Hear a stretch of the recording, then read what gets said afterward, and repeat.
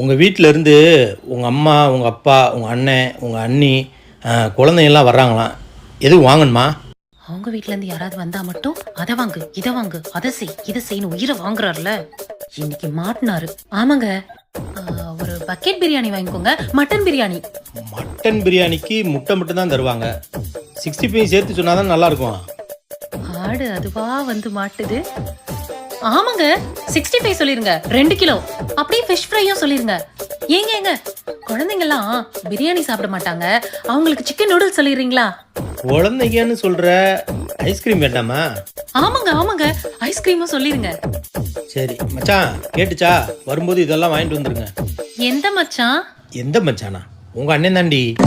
எங்க அண்ணனா? அவன் தாண்டி வரும்போது ஏதாவது வேணுமா சொல்லுங்க, வாங்கிட்டு வர்றேன். நீங்கள் ஏன் மாப்பிள்ள அலையிறீங்க அப்படின்னு சொன்னான். வேற எதுவும் வாங்கணுமா சொல்லு. மச்சான் பேரு மதுரை.